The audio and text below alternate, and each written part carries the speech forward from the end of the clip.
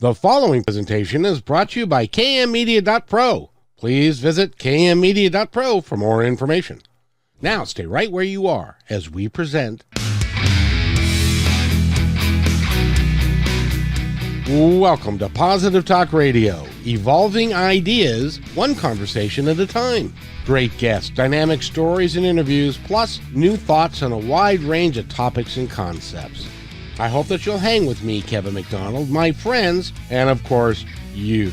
As together we work to understand why we are all here and what we can do to make our world a better place for all of us. To be happy, be kind, and live in peace together. Yep, that's Positive Talk Radio.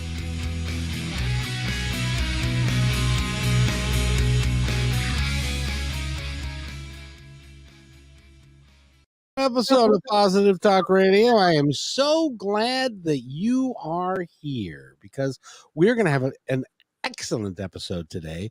We're talking with an author, and she has written a book that's called One Thing Remains, and her story, I have to tell you, I had an opportunity to talk to her before, and her story is nothing short of just amazing.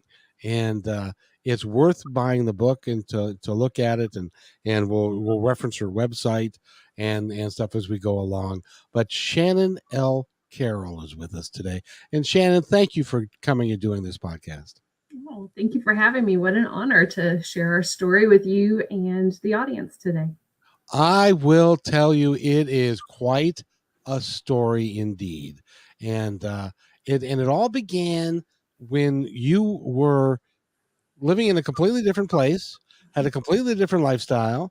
And so go ahead and tell us what happened in your guys' world. That had to be, I just have to say that had to be the most unique, scary, unsettling story that can happen to people who are married and in love and have a full life, and then everything all of the sudden, well, I should stop talking and let you talk.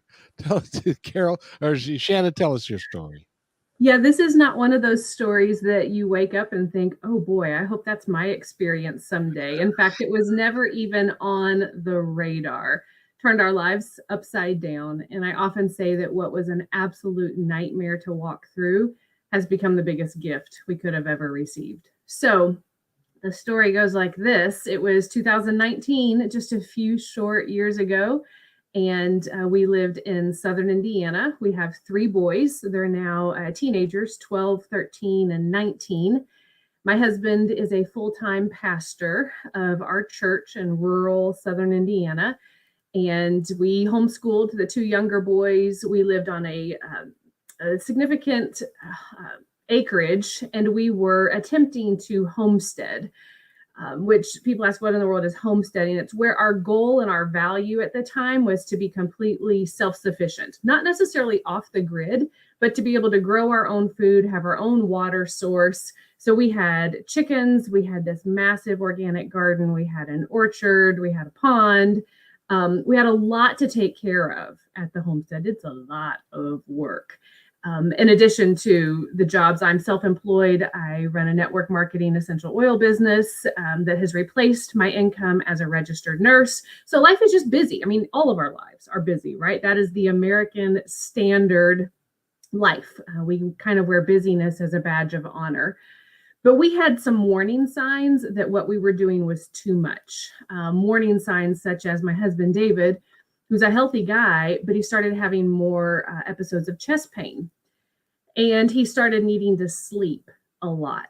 Like he would want to take naps. He'd want to go to bed early. He'd want to sleep in later, a little bit more irritable.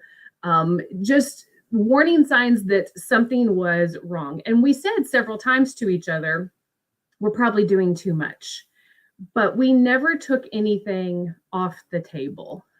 We had a house remodel that was happening. There were some stressful situations in church life, which there always are, as pastors' families know. So anyway, one weekend, it was the week after Easter in 2019, he woke up on a Sunday morning and his chest was hurting pretty bad. He was having a little bit difficulty breathing. His color was not good. I said we should probably go to the emergency room, but this will give you an insight into his driven nature. He said, "No, I've got a job to do. I need to go preach at church." Like, this is probably not super smart. He's a typical guy who will not, under any circumstance, I'm fine. Just leave me alone. Just give me a glass of water and I'll be just fine. That's what Yeah. we do. Yeah, not smart. So I'm a former ER nurse and I knew we should go, but I could not override him in that moment. So we get to church and I found an EMT, I found a nurse. We had a plan for if he collapsed during the service. Like, you're going to get the AED, we're going to do CPR, you're going to call 911, you're going to gather the congregation to pray. Okay, so here's your sign. Go to the ER. If you've got to map all that out, right? Anyway, somehow he completes the service. It was an amazing sermon, actually, with some freaky things that he said during the sermon that bled into the experience later. After the service is over, he says, "I need to go to the emergency room now." So we did go home to change clothes. We got back in the car. The ER was about 35 minutes away from where we lived. I thought I could probably get there faster than the ambulance. So I drove, which was another sign that he wasn't feeling very well because he let me drive. I get places pretty fast, and that usually makes him nervous. So I'm driving and I'm talking to him, trying to keep him with me, noticing that he's starting to kind of fade on me on this drive. And so he says my vision's getting kind of blurry. He's breathing a little bit harder, like he's starting to crash on me. And we got about halfway there, and I said something to him, and he didn't respond. And so I looked over and like, "David, David," and this is how he looked. He was out. He was completely unresponsive. I shake him, "David, are you okay? Are you okay?" No answer. So I pull over on the side of the road, call 911, tell him I need an ambulance, walk around to the his passenger door, put the seat down, and I feel for a pulse and I look for breathing. He does have a pulse. It's really thready. His breathing is really erratic. He is staring off into space, but totally no reaction. I'm doing the sternal rub. I'm doing everything I can to wake him up, and there's nothing happening. It took the ambulance 10 minutes to get there. And in those 10 minutes, standing over him, being unresponsive, like, things shifted for me. At one point, I thought, is this how it all ends? Like, all of our years of marriage and ministry and life, and I lose him on the side of a busy highway. It it it was awful. It was traumatic. As the ambulance was pulling up, he started to come to, but he was very anxious, very confused. They got him in the ambulance. We whisked off to the ER, and I was sure that as soon as we got to the ER, they would tell me he's having a massive heart attack. I thought that's exactly what was happening. We get to the ER, they start hooking him up, and heart things are looking normal. Vital signs are looking normal. This is weird. This is not what I expected to see. Then he starts getting real paranoid and kind of talking out of his head, thinking everybody's there to get him. He was thinking, we got to get out of here. I was worried that he was going to try to be a flight risk on me.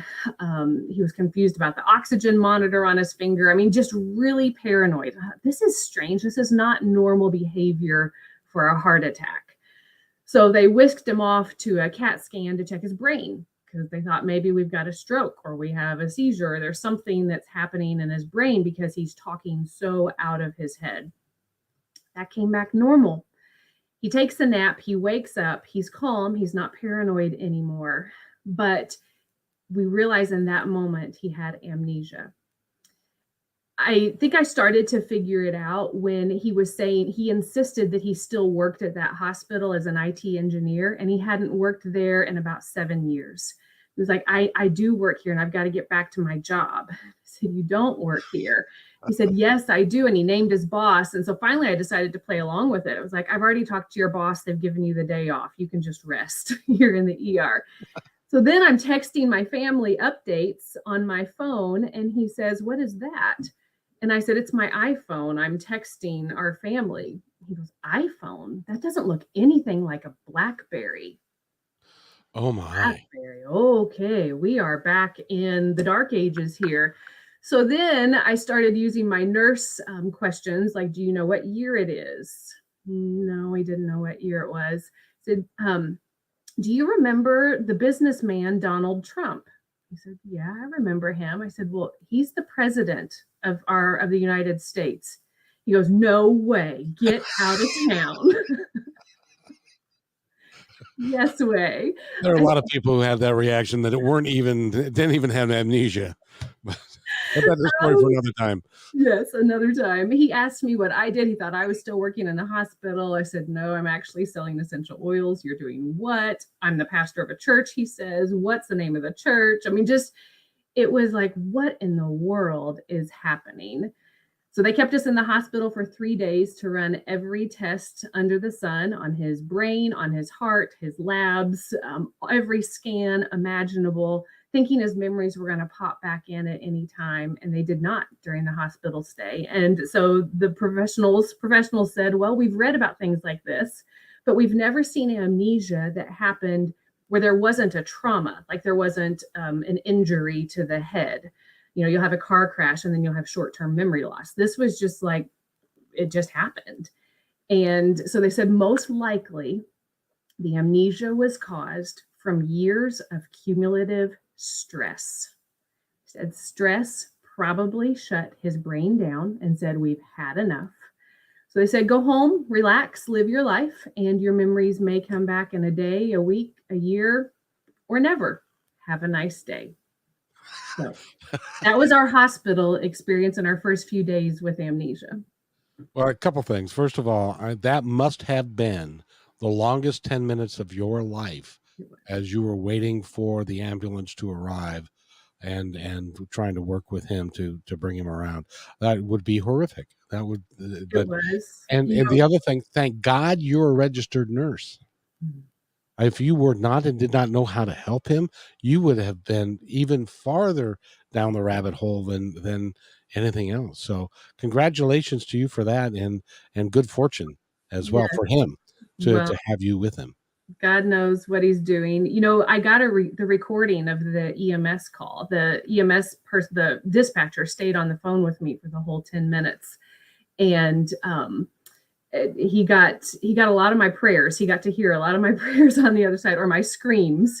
And so I requested a copy of the call, and I re-listened to it this year on the anniversary of when David lost his memories, and then just sat and really bawled my eyes out because it was very traumatic. But in the moment, I remember thinking, I'm going to need counseling from this day someday.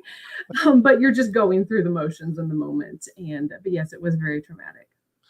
And then to have them say, well, we don't know what's wrong. I can't tell you when it's going to come back, if it's going to come back ever, and just go reintroduce yourselves, I guess. Is so you went home, and did he recognize home? No, no, we had lived in this home for 5 or 6 years, 6 years at the time. And his memory loss was from the last 8 to 13 years. So we say 8 years because he remembered our two youngest sons, but he thought that they were in car seats at the time, and they're just a year apart. The youngest was 9 at the time, and he knew about the youngest one, but again, thought he was in a car seat. So that's where we get the 8 years. We say 13 years because he did not remember anything whatsoever about the church where he had been pastoring for 13 years. So some of the details in between the 8 to 13 he knew, but definitely nothing more recent than 8. And then that time frame was fuzzy. So no, he did not know the house. I called some people while we were at the hospital. I said, can you please clean the house before we get home? Because I've got to take my husband on a tour of this house, and he's never seen it. And we had left it in a hurry that day. So I introduced him to our house, to the city where we lived. We had chickens, and he's like, why do we have chickens? And I said, well, that was your idea. He didn't know how to operate his phone. He didn't know where we banked, how much money was in there, what retirements were like. He didn't know people. It was all new to him. We walked into the room and it was time for bed, and he said, which side of the bed do I sleep on? And I had to tell him which toothbrush was his. And I asked him to help put dishes away one night. And he goes, "That's fine, but you're going to have to tell me where everything goes." Like, he just didn't know. He didn't know our dog. I mean, all of it. Now he remembered you though, He remembered me, but it was like from a 10 years younger prior. version of you. Yeah, he said he woke up one day in the hospital and he looked in the mirror and he thought, "Crap, when did I get all this gray hair?" And he was really, really bothered and unnerved by the fact that everyone looked older. He really kind of grieved. His parents came to visit him in the hospital, and he was like, "Whoa, they look much older."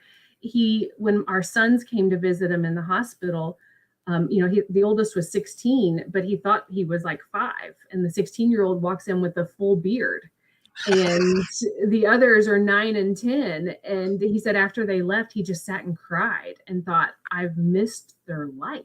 What's happened?" It's like a movie. It was like a time warp. So like he fell asleep in 2009 and woke up in 2019. And literally 95% of the information coming in his brain was new information.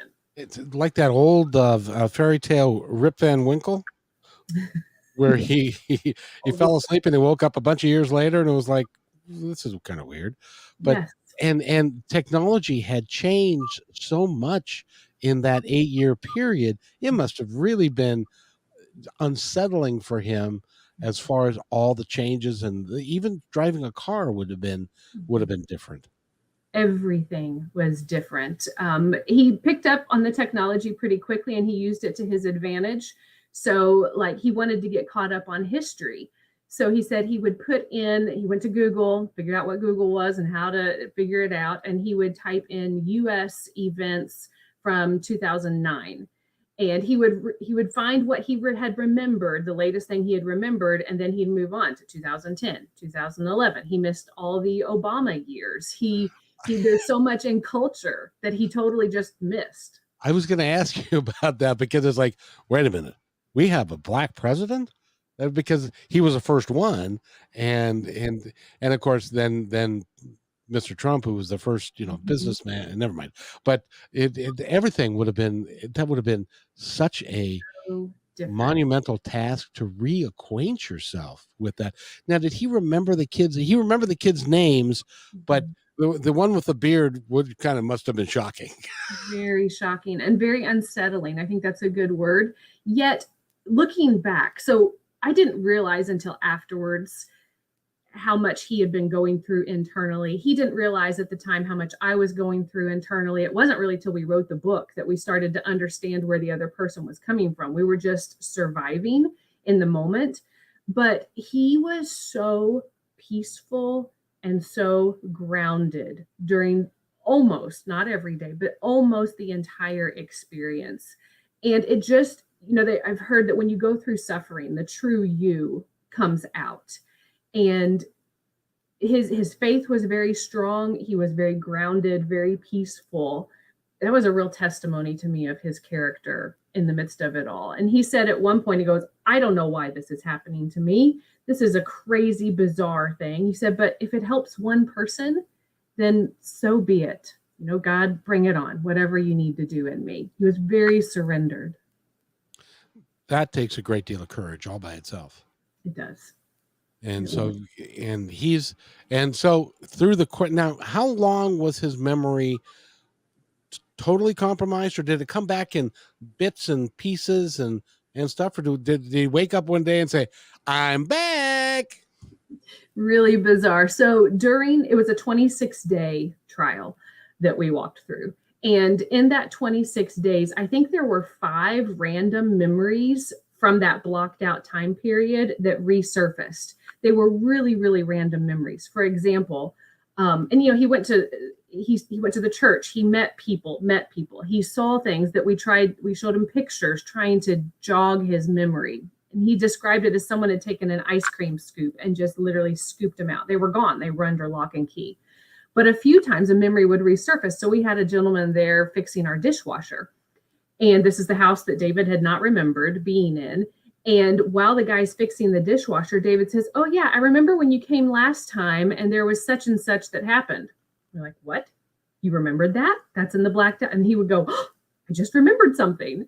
So that happened 5 times throughout. So we knew the memories were there, but somehow the brain had shut them down and not given him access to those memories. It was like the brain had said, "I've had enough. If you won't take care of yourself, if you won't listen to the warning signs, I can only handle so much. So we're going to shut down and give you a little vacation and an opportunity to reevaluate." I also think that's another reason he was so peaceful, because all the stressful memories were gone. He didn't remember that we had had an argument the night before he lost his memories. He didn't remember a lot of the stressors. He didn't remember some of the grief we had walked through with a stillborn and a miscarriage and people we had lost in the family. And his mind was very free. His mind, we described it as just a clean slate. And because he didn't have the memories of all those stressors, he interacted differently. It was actually a beautiful thing and one of the lessons we learned through it all. So how did the memories come back? The very first day when we were in the emergency room and he's learning about our life, he said, "Do we take vacations?" Kind of a random question. And I said, "Well, last year, you were given 4 weeks of vacation, and we took 2 of those, but they were business trips for me. So no, we have not prioritized vacations." And he said on day 1, "We've got to get away. We've got to go on vacation." And almost every day it was that same tune. We've got to take a vacation. We've got to get away. And so some friends of ours provided a week in Florida for us. And based on how intense he was about this vacation, I knew that there would be some type of healing that took place when we were in Florida, but I didn't know what it would look like. So we get to Florida, and it actually was horrible for a few days.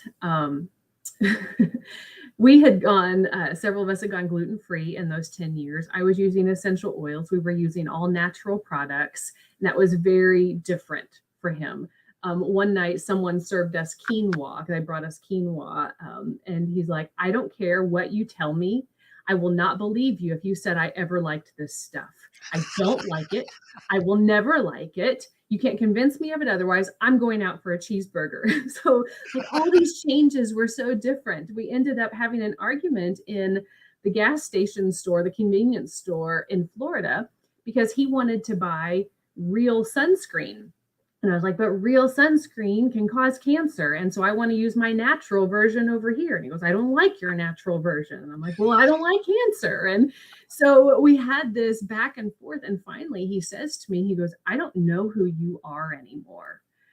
And I said, "Well, you know what? I don't know who you are either." And just kind of boiled over at the Sure. surface. All these changes, he's regressed 10 years. And in his mind, I'm a different person because I've evolved in 10 years worth of time and self-development and sanctification. So it got pretty bad. He threatened to go home. And then he said, "When I do get home, I'm not going back to the church. I don't know the church. I don't know those people. I'm just going to get a corporate job. It'd be too weird to go back to the church." I'm like, "Well, I still know those people. They've walked with us for 13 years. They're carrying us right now. I'm emotionally attached to them." He was emotionally detached from the things he could not remember. So there's this major life struggle from where I am and where he is, and we're trying to put it together. It's not working. So it's pretty bad.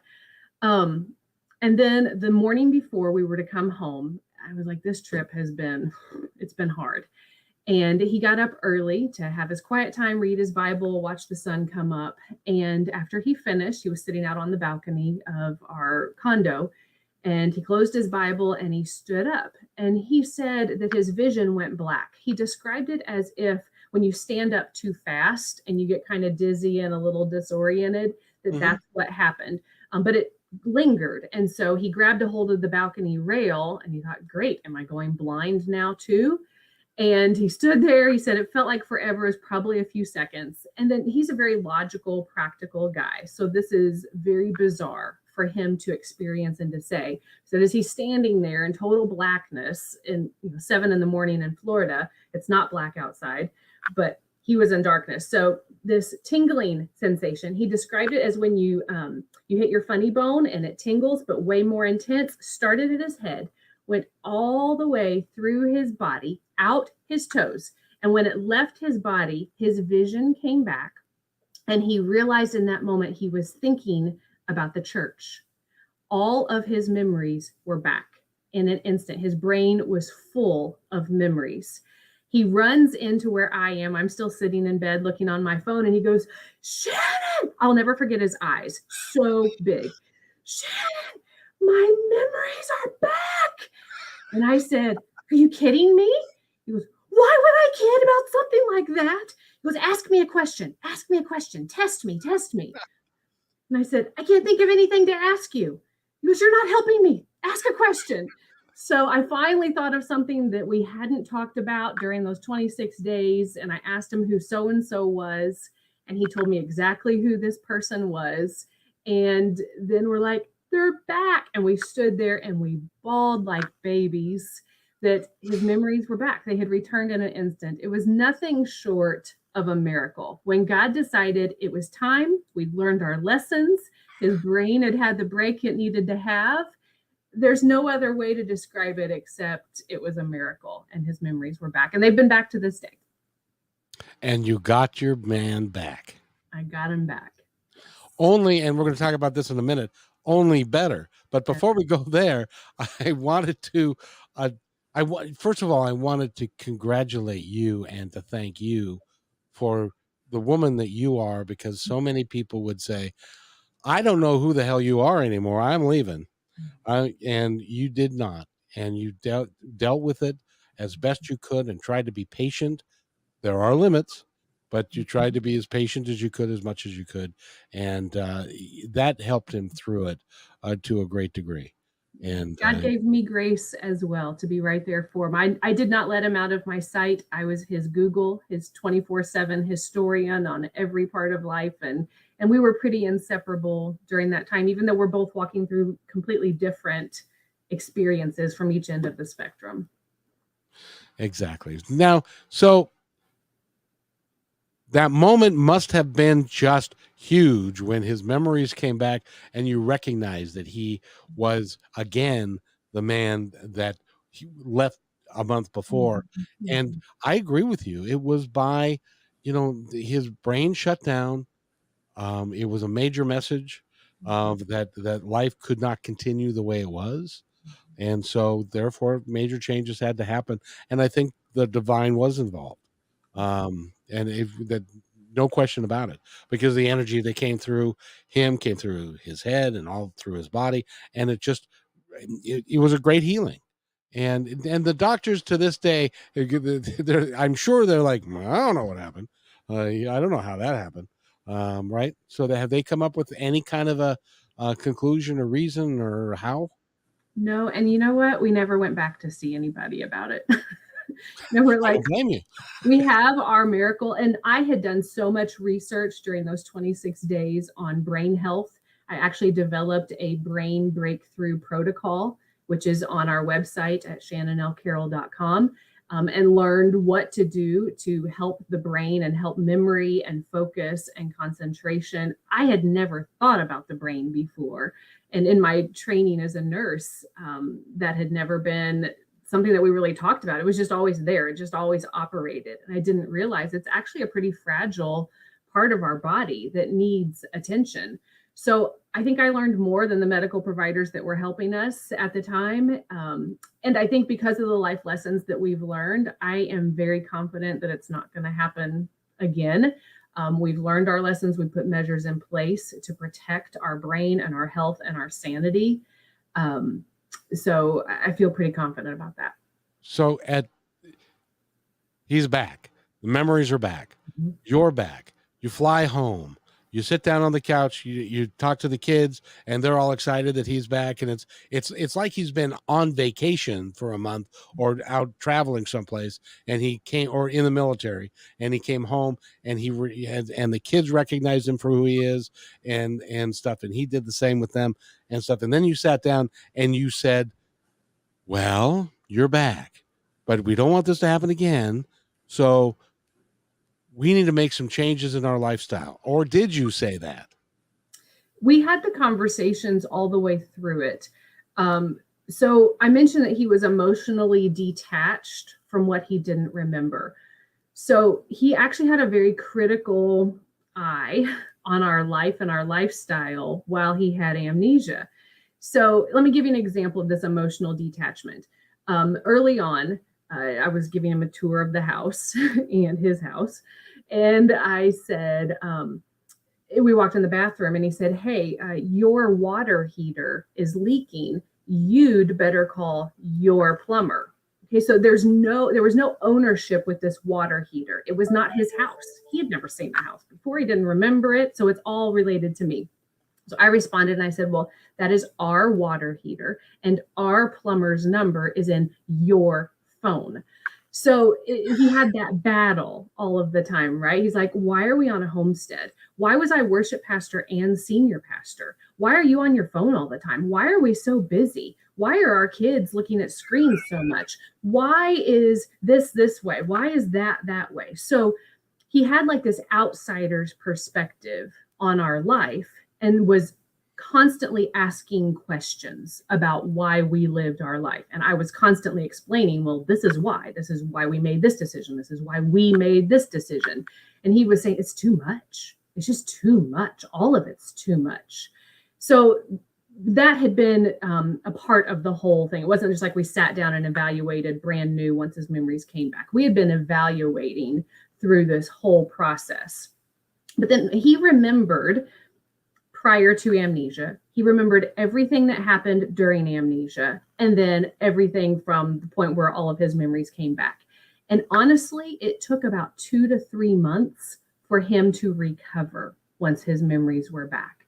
Because he said his brain was like trying to put everything in all of the boxes, and it was exhausting. And he would often say, "I can't talk anymore. I can't look at anything anymore. My brain is so full. I just need to go sleep."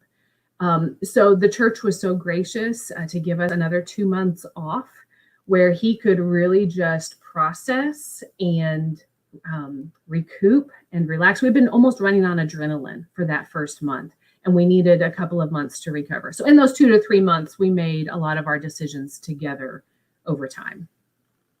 First of all, I think it's great that you had a support group of people around you who cared a great deal for you. And oh, by the way, when they said 2 months off, we'll continue to pay them.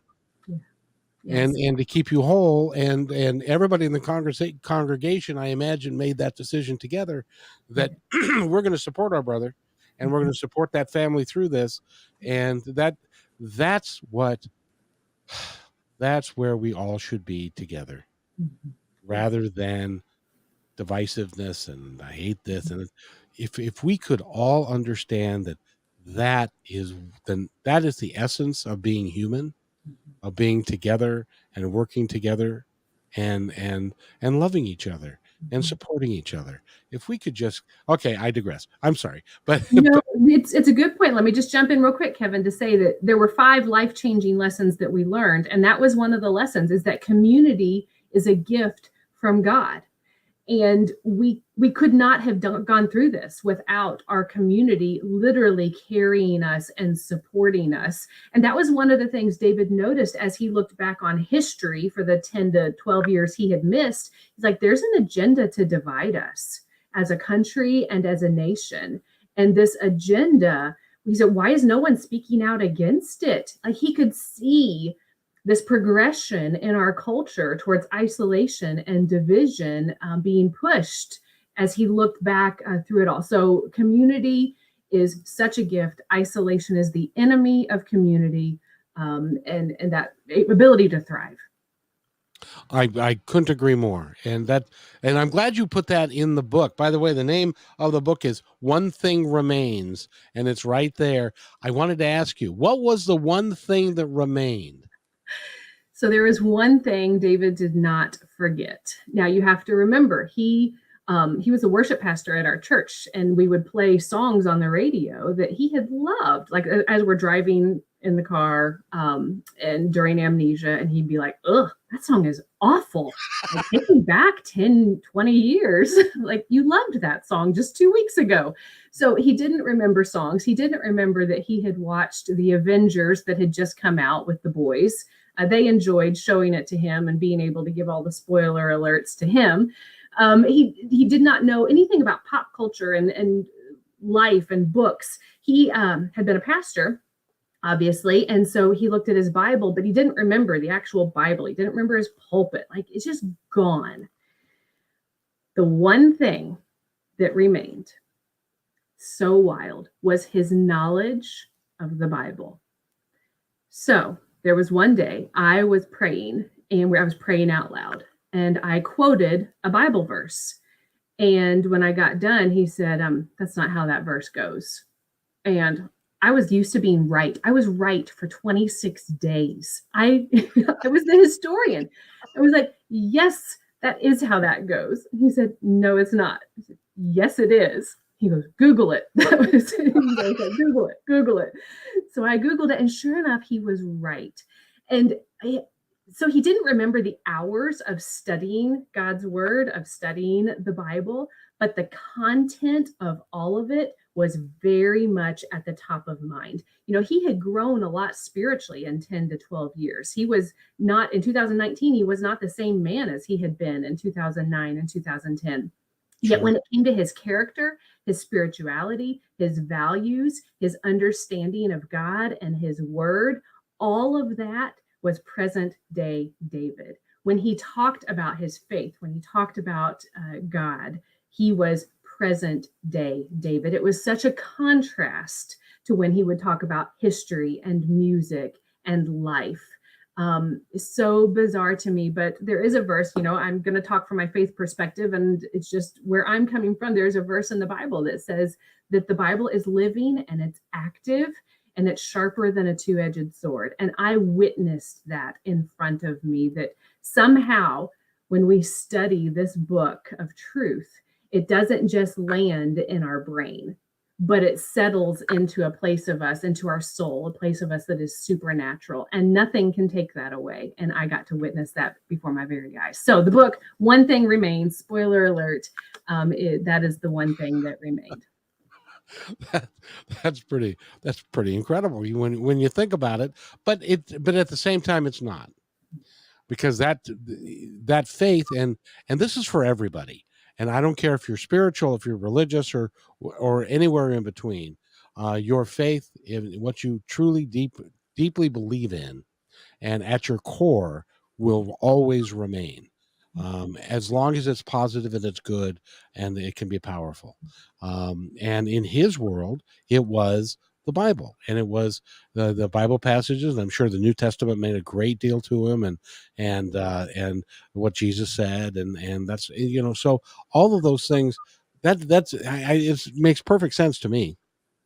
So, but that's really good, because that became a testament, and you can now use that testament for not only the book, but the belief that there is. And if we can, Shannon, I'm going to get on my soapbox again if I'm not careful, but if we could just all understand that we are eternal beings, and that we have a loving God that is taking care of us and is with us all the time, and that we are all one, we all come from the same place, then the same, that we are united together, it would change the world.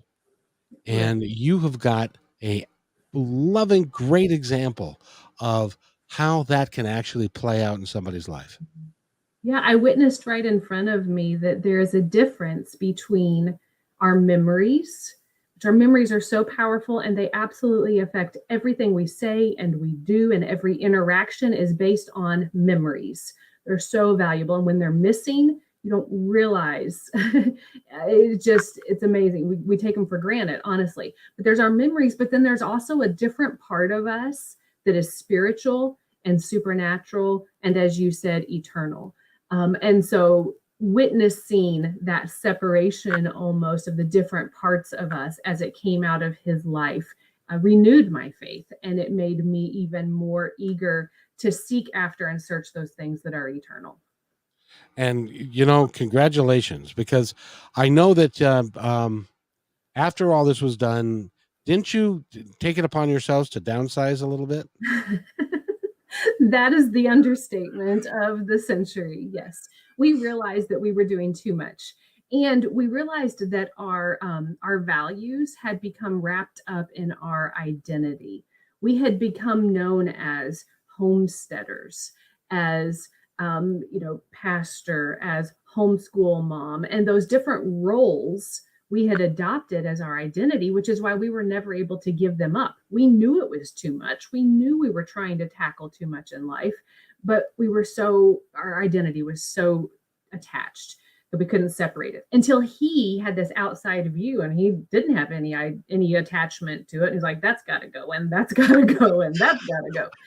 So thank Chickens? You want me to feed chickens? Are you crazy? he has a poultry allergy. So he's like, why in the world do I think it'd be a good idea to have chickens? I'm like, well, you wanted the eggs and you wanted the boys to have a business because that was dumb. So anyway, afterwards and after the dust really settled, we're like, we've got to reevaluate life. And we literally put everything on the table. And this is something we teach others how to do because we get this from so many people. They see the difference in our life. Our life is night and day from what it was before. We have so much more fulfillment, so much more joy, so much more peace. And they're like, we want that, but we don't want to have to go through amnesia to get there. So we outline for everyone in our book how to do this, but we literally put everything on the table. It's a good thing the kids didn't end up on the table. They might have been taken off.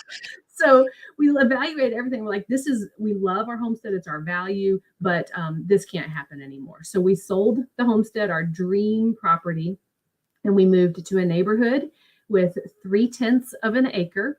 So our boys can mow it on push mowers in 30 minutes.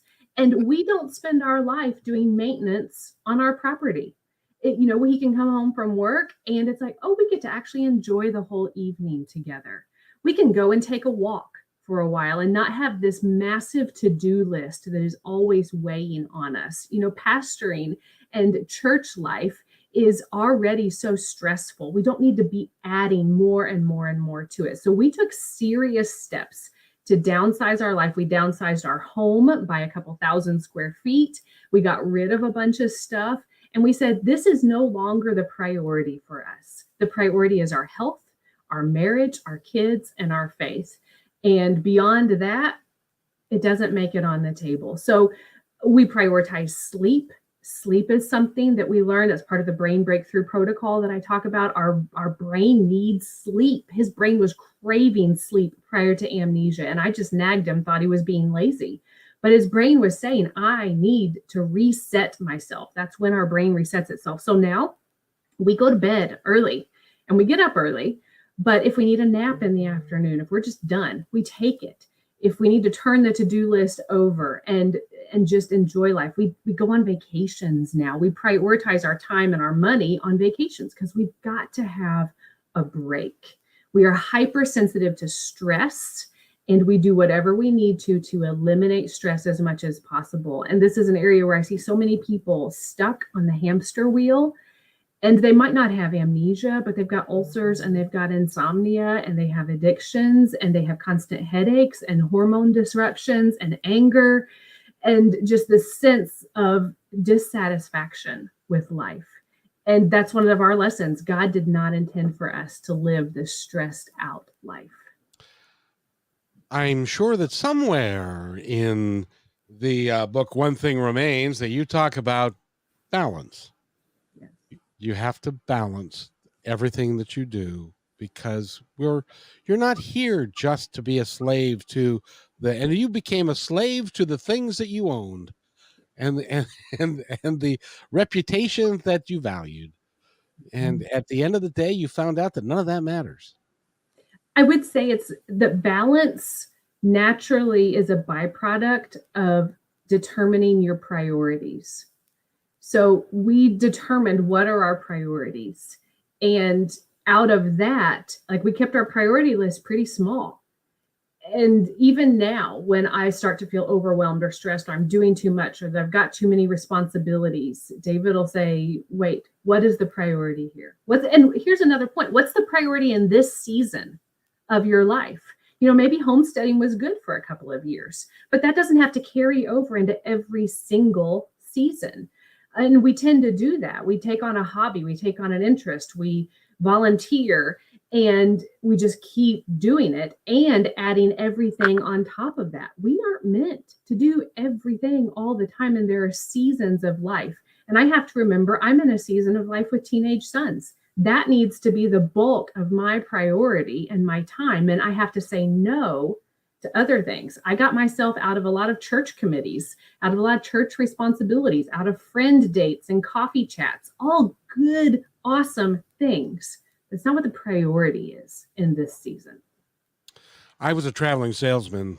I sold, surprisingly enough, chicken for, and I traveled around the country and stuff. Well, I had to quit when my children hit the teenage years because they, as a friend of mine said, my 13-year-old um, rolled over and his brain fell out of his head when he was 13. He got it back when he was 19 or so, but that whole time they're going, they got hormones, they got all kinds of stuff going on, and you need to be there. And you need to that you're right, that it has to be a priority. And it is so cool that you guys have worked through it and you made the changes and that you needed to. I'm willing to bet that you're a lot happier now than you were. Absolutely. We are, and other people notice it for sure. Sure. And let me point out that it's not a one and done experience for any of us. It's not, oh, on May the 15th, I sat down and I reevaluated my priorities and got rid of several stressors. And so I'm good the rest of my life. No, it might be on October 12th, you got to sit down and you got to do it again. And maybe again the next month. There's this constant evaluation that we have to be doing, having our finger on the pulse of what's important. And does my daily life look like what I say my priorities really are? And if not, then we are out of balance and your brain is suffering. Exactly. By the way, we're talking with Shannon L. Carroll. Her and her husband David wrote the book One Thing Remains. It's about the 26 days, I think you mentioned, that 26 days where he had virtually total amnesia. And it was probably the scariest moment of all of your lives. And the one thing I wanted to give you an opportunity to do, because I do some home marketing things, or have in the past as well. And I'd like to give you a moment to, if you would like to do I don't know, 30-second commercial about your stuff. Can you do that? Are you allowed? Yeah, absolutely. With the essential oils. Yeah. Yeah, so I'm going on 8 years of being a brand partner for Young Living Essential Oils, and it's changed my life. My kids were always sick and always at the pediatrician's office, and so I was looking for something to help keep us well. What's interesting is that as a nurse, I was only taught how to treat disease. I was not taught how to stay well. And I got my first kit of oils 7.5 years ago. It's completely turned our lives upside down. Again, one other thing that has made a huge difference. I now know how to keep them well. Only one child has been to the doctor in 7.5 years, and it used to be every other month. So it's completely worked. And I believe God made these essential oils for us to use, and these natural products. He gave us everything we need to be well. So much of my brain breakthrough protocol are some of these products that feed our brain that God made and he put in the plants.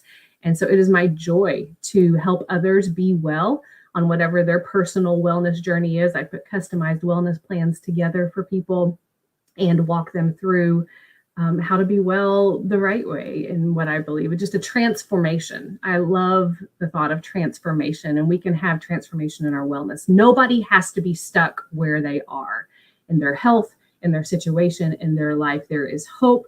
There is a path of healing for all of us. And I love walking alongside people to do that. So on our website, shannonlcarroll.com, there's a wellness page with more of the story and more of how to connect with me as a wellness coach with Young Living Essential Oils. Awesome. Will you come back and so we can talk about that? I'd love to. Because I really see, my feeling is, and you're a registered nurse and you've been in the medical profession for a long time and you've seen a lot of different things. I wish it wasn't this way, but I think it is.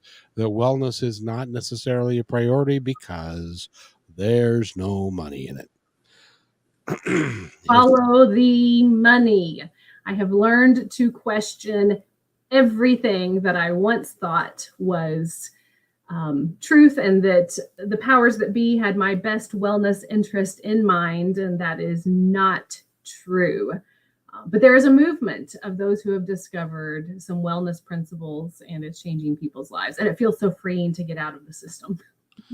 It really does, and that's one of the things that we like to talk about here is health and wellness, and how you can live your life just a little bit better, because you can do a lot of stuff naturally that that the medical profession just doesn't want you to do or doesn't want you to know. And Um, I love modern medicine. There, I it have has a its family place. member that had a severe tick bite this week and ended up in the ICU needing life-saving IV antibiotics. I am so grateful for that. So I'm not, totally look to the side, but there are so many options to keep us well that we need to be talking about. Yeah, no, what I like to say is that I would be dead at least 5 times if it wasn't for modern medicine at this point. So, so it has its place. And if you need your hip replaced because it's bone to bone, and it's either that or you're going to be in a wheelchair because you can't walk anymore, have your dang hip replaced. But Absolutely. at the same time, don't go to a medical doctor to ask about nutrition, because they're not trained in that. Correct. And nutrition is probably one of the single most important factors that is affecting almost every aspect of our health. If you don't eat well, and if the nutrition isn't absorbed properly into your body, you can't get the nutrients you need to live well and to keep your bones and your muscles intact, And your and your brain. And you talk about the brain a lot, and you ought to know. I got I to tell you. care about our brain health right now. I very much care. I gotta. By the way, I just wanted to put this back up because we were talking about if we could all get along, and Susan says, "If only." It would really change the world. But I got to ask you as we wrap this up. But I want to have you back. Will you come back on my show? Oh, I'd be honored to. This has been super fun, Kevin. Oh, awesome. But I just got to ask you, do you ever wake up in the morning and look over at David and go, is he going to be okay? I have some PTSD from it all for sure.